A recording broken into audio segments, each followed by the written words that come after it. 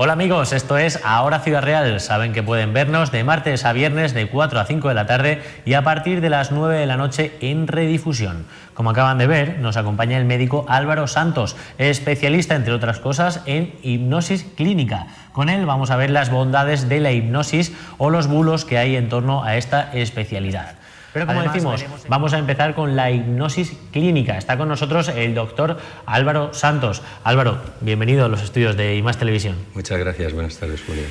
Álvaro Santos es especialista en medicina general, médico de familia y, entre otras cosas, ha sido durante varios años el gerente del área única de Puertollano. Hoy queremos hablar con él para que nos hable de la hipnosis clínica, de la cual él es especialista.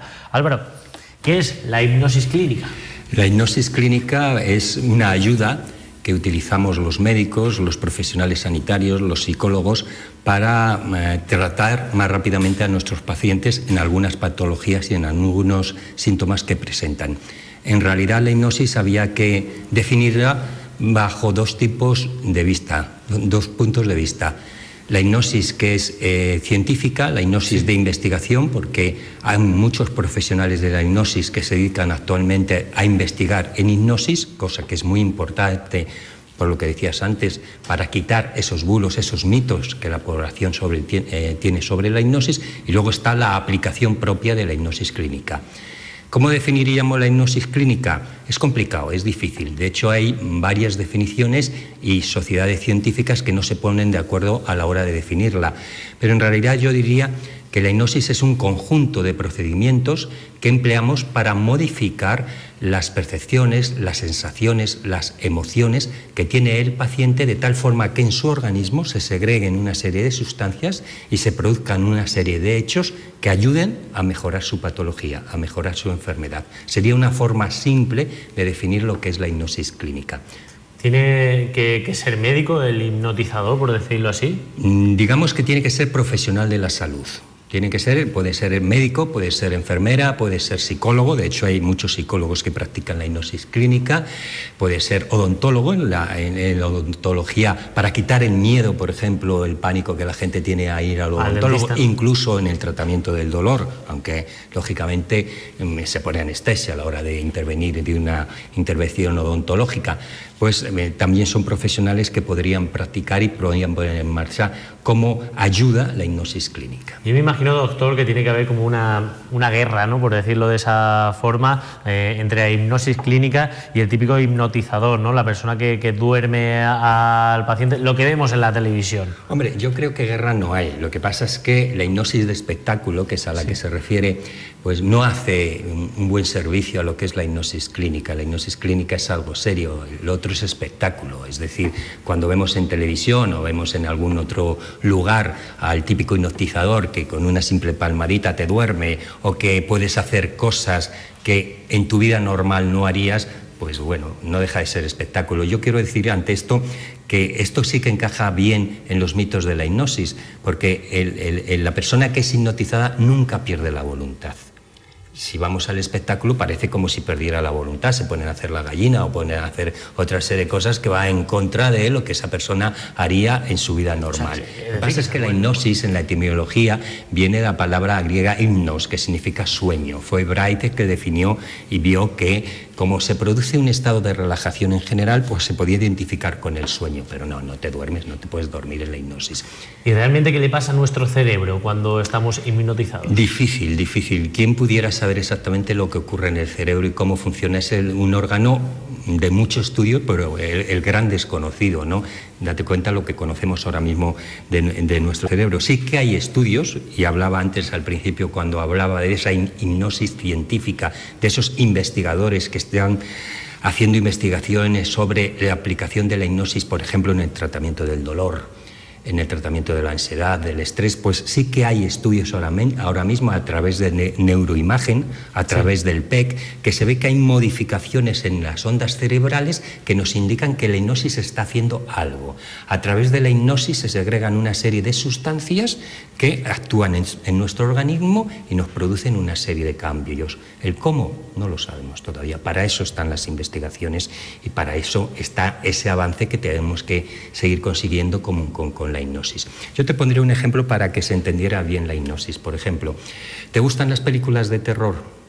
Sí. ¿Y qué notas cuando ves una película de terror? Pues notar taquicardia, tensión, miedo.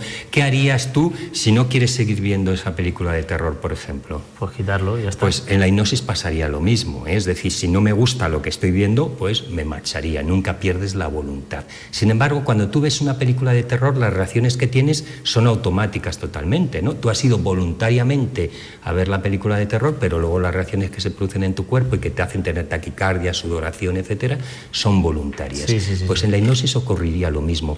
Vamos de forma voluntaria, todo lo hacemos porque nosotros queremos, dejamos que las cosas sucedan, el paciente en este caso, pero una vez que se producen son automáticas. Tú imagínate que yo soy un extraterrestre y te estoy viendo desde arriba. Estás viendo una película de terror y estás sudando, estás así. Entonces yo como extraterrestre diría, hombre, parece que Julio es poco inteligente, ¿verdad? Porque está viendo que sabe algo que es mentira, que es una película, y lo está pasando fatal. Sí. Como extraterrestre diría eso y tendría razón, claro, ¿verdad? Claro. Sin embargo, no es así, porque tú sabes que el cine es un arte, que si la película está bien hecha, te engancha, y al igual que un libro, que hay un guión, unos directores, unos actores, y al final te metes. Pues en la hipnosis ocurriría algo parecido, contestando a la pregunta de cómo actúa. A través de las sugestiones que uno mismo se puede dar o que el terapeuta en este caso te está dando, el médico o el psicólogo o el profesional sanitario, se producen una serie de reacciones porque te estás imaginando una escena. Es como si vieras una película. Y si tú dejas que las cosas sucedan, te pasará lo mismo que te pasa cuando te metes dentro de una película, cuando te metes dentro de un buen libro. Te absorbe totalmente. Y doctor, una de las preguntas del millón, ¿es la hipnosis clínica una terapia? Es decir, ¿un fumador puede dejar de fumar con la hipnosis? La hipnosis por poner el ejemplo del fumador, que siempre es el típico ejemplo. Sí, es el típico. La hipnosis en sí no es una terapia, es un procedimiento. Habrá gente que diga que es una terapia, yo digo que es un procedimiento. Un procedimiento que ayuda, que aplicamos para ayudar a otros procedimientos. Yo como médico, por ejemplo, si quiero tratar un tema de dolor, un tema de fibromialgia, por ejemplo, o de cansancio, pues actúo como médico y aplico las terapias y los procedimientos médicos que conozco. Pero puedo ayudarme de la hipnosis para que esos procedimientos que como médico yo estoy aplicando vayan más rápidos y la recuperación del paciente sea más rápida. Por lo tanto, en sí, la hipnosis no es una terapia, es un procedimiento que ayuda a otros procedimientos para mejorar. De hecho, en Estados Unidos, por ejemplo, las compañías de seguro, que allí se utiliza mucho la hipnosis clínica, hacen descuento a los asegurados si como primera opción utilizan la hipnosis como procedimiento. ¿Por qué? Porque ahorra costes. Y a la compañía de seguro le interesa. Sí, le sale más barato. Es decir, con la hipnosis aceleramos el procedimiento. ¿Y para qué se puede utilizar? Un tumor o algún otro tipo de patología. Pero cuando el dolor es crónico y se mantiene más de 6 meses y todos los días, las 24 horas del día, ya no deja de ser una ayuda, ya es un problema, ¿eh? Y en esos casos la hipnosis viene muy bien, acompañada por supuesto de tratamiento médico y de tratamiento psicológico, de tratamiento de conducta, etcétera, etcétera, porque el dolor también tiene un componente psicológico importante. Y en cuanto a sesiones, claro, no sé yo si en una sesión puede hacer Álvaro Santos que esa persona deje de tener tanto dolor o esa persona pueda dejar de fumar. Es evidente que no. Es decir, la hipnosis, por lo que vengo diciendo, no es una técnica mágica. Lógicamente... Claro, tú luego ves en la tele, ves en foros y sí, tal, claro, hay gente que dice que en un día, en una sesión, puedes hacer todas esas cosas. No, en realidad no. Depende de la patología que vayas a tratar y del proceso que vayas a tratar, necesitarás más o menos sesiones. Lo que sí es cierto, por lo que decía antes, es que si para una patología concreta, si la persona está muy, muy, muy motivada, y va a dejar de fumar también sin hipnosis.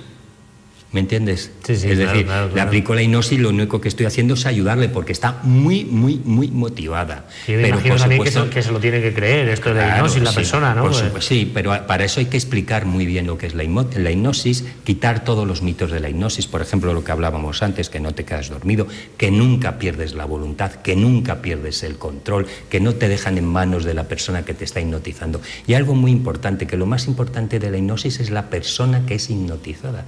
Es el verdadero protagonista, porque él aprende. Hay algo que se llama autohipnosis. Y la autohipnosis es muy importante, que es que tú mismo, la persona, el paciente, se aplica las sugestiones. Eso hay que enseñarlo, es obligación del profesional sanitario que hace hipnosis clínica el enseñar al paciente a hacerse autohipnosis, porque es la única forma de mejorar y de cortar el vínculo de dependencia con el profesional sanitario. O sea, que me puedo hipnotizar a mí mismo, ¿no? Es que debes hipnotizarte a ti mismo. Y la obligación nuestra, como expertos en hipnosis clínica, es enseñarte a ti como paciente a hipnotizarte. ¿Y siempre dicen la verdad los hipnotizados o no? Pues no. No, en absolutamente, y esto viene en la línea de lo que decíamos antes, no pierdes el control. Si en tu vida normal tú no quieres decir la verdad sobre un asunto, como no pierdes el control, si estás hipnotizado tampoco la vas a decir. Tienes la capacidad de mentir porque jamás pierdes el control. Es decir, no es verdad que la persona hipnotizada siempre diga la verdad, porque tiene el control.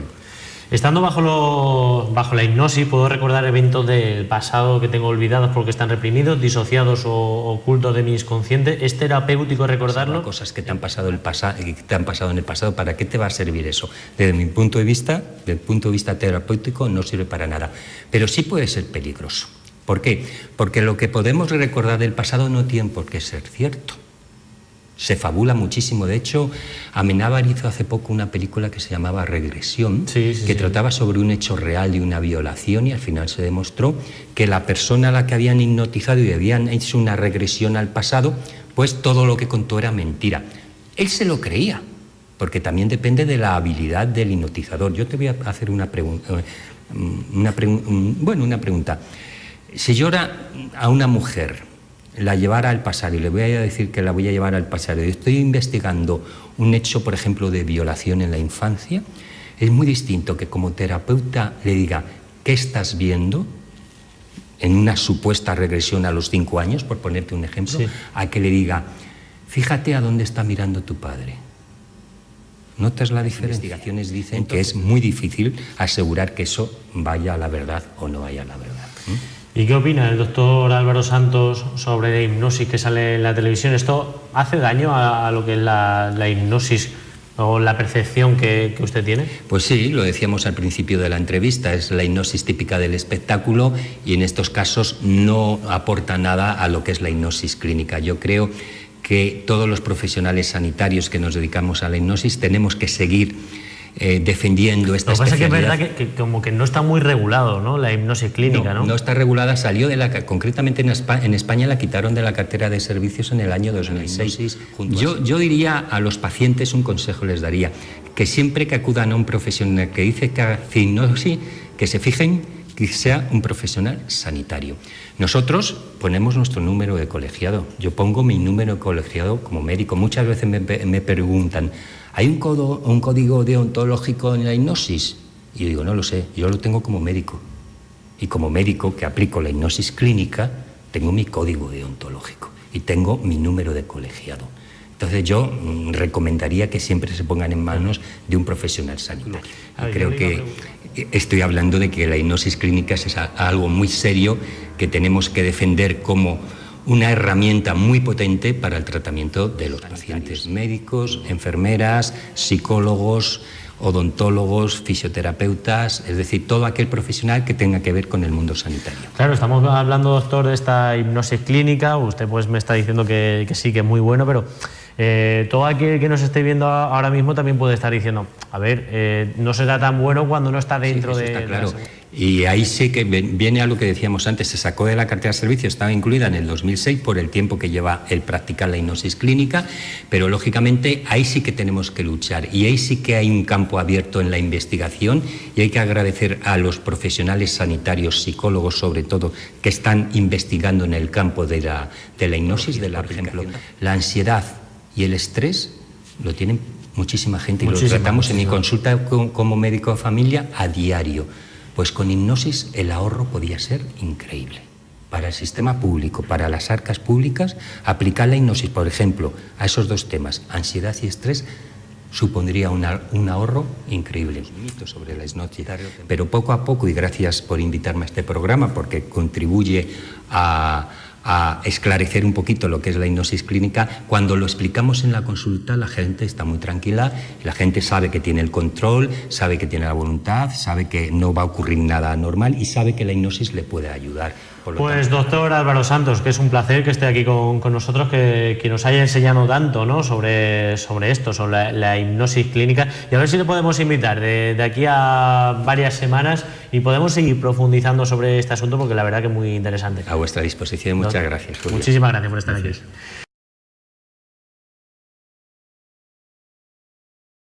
Un efecto, o sea, no te...